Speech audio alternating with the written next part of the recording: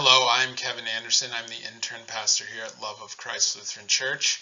I'll be preaching this Sunday, the 26th Sunday after Pentecost. Our gospel reading for this Sunday comes from the 13th chapter of Mark, the first 8 verses. And we're just going to take a brief look in and around this text this morning. Just some very brief context. The chapter 13 of Mark is near the end of Mark. Jesus has made his final journey all the way beginning in Galilee to Jerusalem. And Jesus knows what's going to happen to him here. He is going to die. Before that happens, we see in chapter 12 and into 13 here, Jesus has been teaching in and around the temple. Let's take a closer look at that text. As he came out of the temple, one of his disciples said to him, "Look, teacher, what large stones and what large buildings." Then Jesus asked him, "Do you see these great buildings? Not one stone will be left here upon another. All will be thrown down." When he was sitting on the Mount of Olives opposite the temple, Peter, James, John, and Andrew asked him privately, "Tell us, when will this be? And what will be the sign that all these things are about to be accomplished?" Then Jesus began to say to them, "Beware that no one leads you astray. Many will come in my name and say, 'I am he,' and they will lead many astray. When you hear of wars and rumors of wars, do not be alarmed. This must take place, but the end is still to come. For nation will rise against nation, and kingdom against kingdom. There will be earthquakes in various places. There will be famines. This is but the beginning of the birth pangs." There's a lot going on in this text here. And there's many different things that we could dig into and talk about. But ultimately, this text is about the end times. It's an apocalyptic text, and it's tied to the first reading in Daniel, where we hear more of this kind of apocalyptic language. And it's not, it doesn't sound very great, does it? So we're kind of left to wrestle here. What's going on? Well, the disciples are forgetful.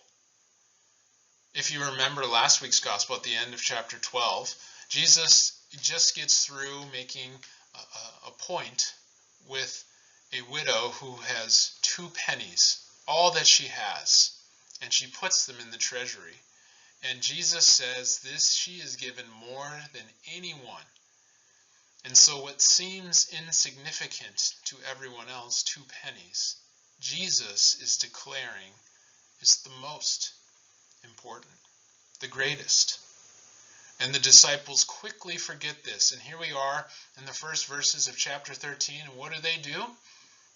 They're looking at the great big buildings, the large stones, all of the great things that human beings can do. And they seem to forget instantly what Jesus has just taught them.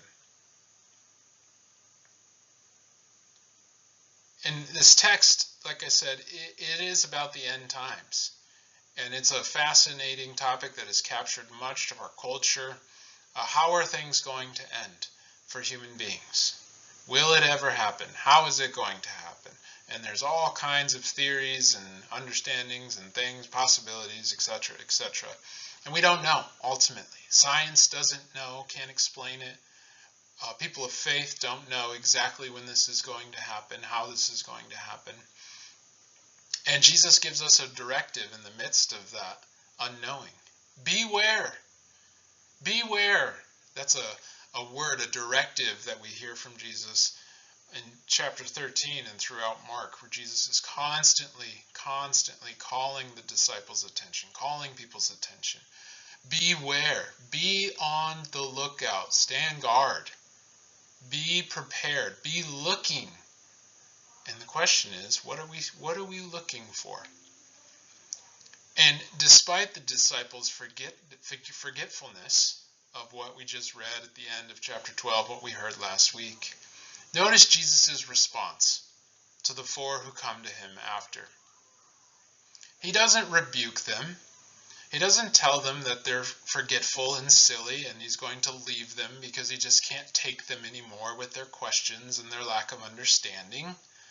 No, Jesus sits patiently and he listens and he gives an answer to their questions. That doesn't necessarily they understand the answer to their questions, but he listens. He's a caring teacher.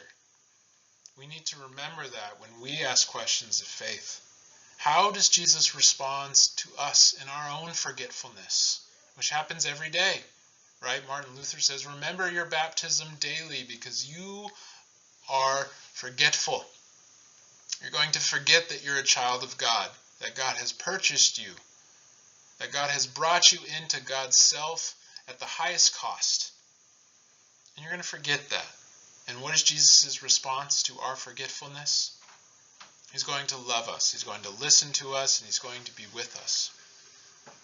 Another important part of this text to note is that the work of God is not going to be stopped by the reality of human conflict and natural disasters, right? In this text, Jesus says, kingdoms will go against kingdoms, nations will go against nations. This is what human beings do, isn't it? If you look back on human history, how many kingdoms, how many empires have come and gone due to conflict? This is what we do as humans. However, the good news, as we hear, is that this is not going to stop the work of God. God is still going to be present. Jesus says all of these things are going to happen. And Jesus has pointed them to what is going to happen. He is going to die, but even that death is not going to be the end of God's work in the world. So the questions we are left to wrestle with, where do we look for God? Is it in a temple? Is it in buildings? Is it in human traditions? And I think the correct answer, if there is one here, is that we need to be looking to a person, to Jesus, to what Jesus has promised, and that is to be with us always through all things. And we know that as Christians, particularly by our baptism, as we are brought into Christ's very death and resurrection. So where do we look for God? Where do we look for God? Where do we look for God? Blessings to you as we journey towards worship this week.